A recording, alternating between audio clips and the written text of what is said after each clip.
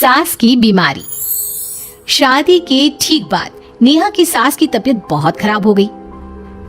बताइए क्या हुआ है आपको? बेटे की शादी थी तो थकान हो गई, मौसम बदल रहा है तो जुकाम और बुखार हो गया, ऊपर से बहू के घर का खाना पता नहीं कैसा था कि पेट भी खराब हो गया। खाना तो बहुत बढ़िया था डॉक्टर साहब, सारे रिश्तेदार तारीफ कर रहे थे।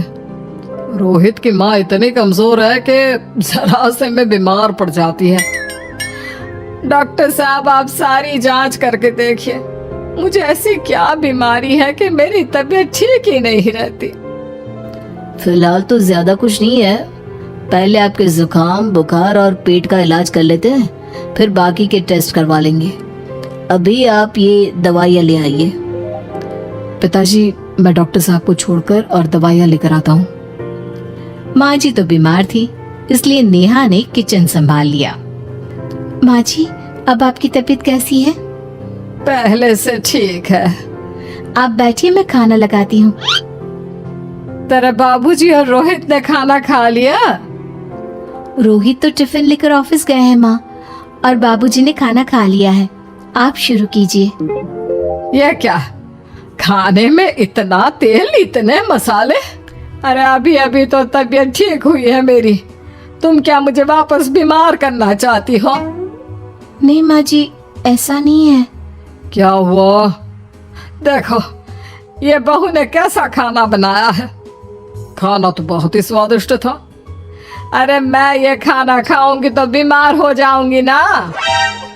ओह हाँ, बहू को अभी पता नहीं ना तुम्हारे बारे में, रोहित समझा देगा उसे। देख बहू, अच्छे से समझ लेना कि इस घर में कैसा खाना बनता है। हाँ माँ जी, मैं समझ लूंगी, लेकिन अभी आप कुछ तो खा लो। ये खाना खा लूंगी तो कल का खाना खाने के लिए बचूंगी भी नहीं। सास की बातें सुनकर नेहा उदास हो गई। उसने रोहित के घर आते ही उससे माँ जी के खाने के बारे में पूछा। आज माँ जी ने मुझे खाने के लिए बहुत बुरा भला कहा। माँ को मसालेदार और तेल घी वाला खाना सूट नहीं करता, वो बीमार पड़ जाती हैं। ऐसी क्या बीमारी है माँ जी को?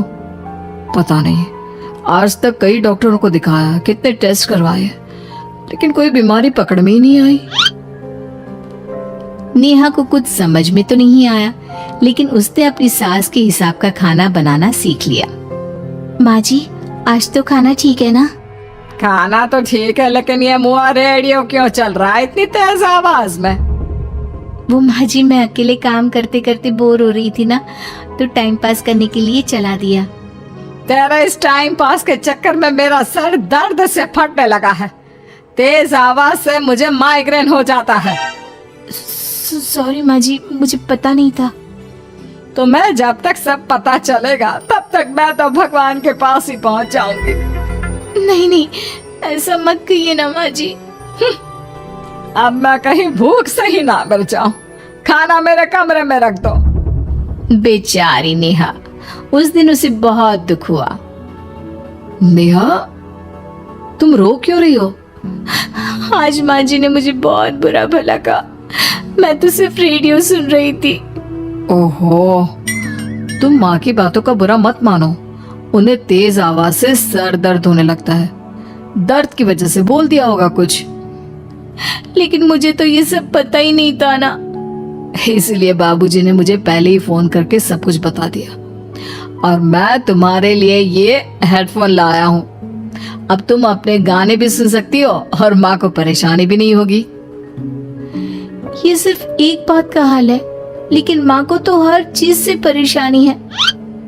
अब क्या कर सकते हैं, माँ बीमार ही इतनी रहती है। लेकिन माँ को ऐसी कौन सी बीमारी है? तुम्हें बताया तो था, किसी भी डॉक्टर को माँ की बीमारी समझ में नहीं आ रही। अब तुम भी ये सब सोचना छोड़ दो, ये हेडफोन लो और अपने पसंद के गाने सुनो। रोहित के गिफ्ट से नेहा की एक परेशानी तो दूर हो गई, लेकिन उसके मन में कई सवाल खड़े हो गए। आज मैं देर से उठाऊं या तुम जल्दी उठ गई? वो माँ जी को कल रात भर सर दर्द हुआ ना, तो जल्दी उठकर उनकी जगह मैंने पूजा कर दी। अरे वाह, आच! हे भगवान, ये किसकी करामत है? ये तो माँ जी की आवाज है। चलो चल के देखते हैं। क्या हुआ माँ? आच! ये घर में गुलाब कौन लाया? मुझे नहीं पता, मैं तो अभी उठाऊं। माँ जी, आप कल रात भर सो नहीं पाई तो मैंने जल्दी उठकर पूजा पाठ किया। घर में फूल नहीं थे ना, तो मैं बाजार से गुलाब के फूल ले आई।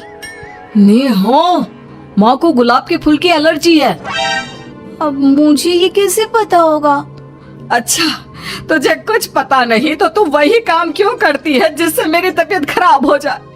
रोहित के बाबूजी, ये बहू मेरी जान लेना चाहती है। माँ जी, मुझे ऐसा करके क्या मिलेगा? वो तो तुझे ही पता, लेकिन कुछ तो है। रोहित की माँ, बस करो। बेचारी बहू को कुछ पता ही नहीं है, बस इसलिए उससे गलती हो जाती है। जाओ तुम कमरे में। बहू, तुम रोहित की माँ का बुरा मत मानो। वो अपनी बीमारियों से इतनी परेशान है कि उल्टा सीधा बोल देती है। नहीं नहीं बाबूजी, मुझे बुरा नहीं लग रहा, मुझे चिंता हो रही है माँ जी की बीमारी की। ये बताइए कि माँ जी को ऐसी प्रॉब्लम्स कब से होने लगी? शादी के 6-7 महीने बाद से। बाबूजी, तब घर का माहौल कैसा था? अरे भरा पूरा परिवार था। मेरे बाबूजी, माँ, काका, काकी, मेरे दोनों बड़े भाई, दोनों भाभियाँ, दोनों के 2-2 बच्चे हैं, एक छोटा भाई और एक बहन। सब साथ रहते थे। इतना बड़ा परिवार? हाँ, मैं जब 10 साल का हुआ ना, तब पापा का ट्रांसफर यहाँ हुआ। उसके पहले तक तो हमारी जॉइंट फैमिली ही थी। और माँ जी किस चीज से बीमार पड़ जाती हैं? जब तेज गर्मी हो, ठंड हो या ज्यादा बरसात हो जाए। जब माँ ज्यादा थक जाए, जैसे दिवाली पर घर की सफाई या कोई फंक्शन हो, या ज्यादा मेहमानों के आने से घर का काम बढ़ जाए। तेज म्यूजिक, तेज लाइट या ऐसी कोई तेज स्मेल आ जाए। तो माँ जी की ये बीमारी ठीक हो सकती है। कैसे? सब पता चल जाएगा। आप कल माँ जी की टेस्ट रिपोर्ट लेने जाने वाले हो ना? हाँ। तो सुनिए क्या करना है। अगले दिन रोहित माँ जी की रिपोर्ट्स लेकर आता है। माँ, बाबूजी, नेहा। अरे क्या हो गया रोहित? माँ जी की रिपोर्ट आ गई है। कुछ सीरियस है क्या? जिसका डर था वही हुआ। अरे गोल गोल बातें मत कर, सीधी तरफ बता बेटा, क्या हुआ है मुझे? माँ, आपकी किडनी, लिवर सब फेल हो गया है। आपका दिल भी कमजोर हो गया है। डॉक्टर ने कहा है कि आपके पास सिर्फ 1 महीना बचा है। ये क्या बक रहा है? ऐसा हो ही नहीं सकता। मुझे लग ही नहीं रहा कि मैं इतनी बीमार हूँ। लेकिन माँ जी, रिपोर्ट झूठी तो नहीं हो सकती ना? हाँ, माँ को 20 साल की उम्र से बीमारी लग गई थी, लेकिन कोई डॉक्टर पकड़ नहीं पाया और अब ये बीमारियां बहुत ज्यादा बढ़ गई हैं। हाँ रोहित की माँ, तुम्हें याद है शादी के 6 महीने बाद से तुम बीमार रहने लगी थी। अरे लेकिन वो अलग था, मुझे ऐसे कोई बीमारी नहीं हो सकती। ये तुम कैसे कह सकती हो माँ? हाँ, तुम उस वक्त बीमार पड़ी थी ना, और अब डॉक्टर भी यही कह रहे हैं, तो सच ही तो होगा। और आप तभी से बीमारी तो रहती आई हैं। अरे लेकिन तब मैं बीमार थी ही नहीं। क्या मतलब? अरे तब मैं बीमारी का नाटक करती थी, मुझे कुछ नहीं हुआ था। ये क्या बोल रही हो? हाँ, घर में इतने सारे लोग थे और सबसे छोटी बहू मैं थी, तो सारा काम मुझे करना पड़ता, इसलिए काम से बचने के लिए मैं नाटक करने लगी। लेकिन आपको अभी भी वही बीमारियां होती है ना माँ? हाँ, अगर नाटक था तो ये प्रॉब्लम तुम्हें अभी क्यों होती है? इसका जवाब मैं देती हूँ। माँ जी कई महीनों तक नाटक करती रही, इसलिए इनके दिमाग ने धीरे धीरे इस झूठ को सच मान लिया और इनका दिमाग उन बीमारियों का एहसास कराने लगा। हैं? ऐसे भी होता है क्या? हाँ माँ जी, इसे प्लेसिबो इफेक्ट कहते हैं।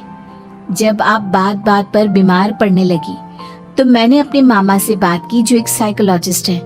उन्होंने बताया मुझे, तो ये रिपोर्ट्स?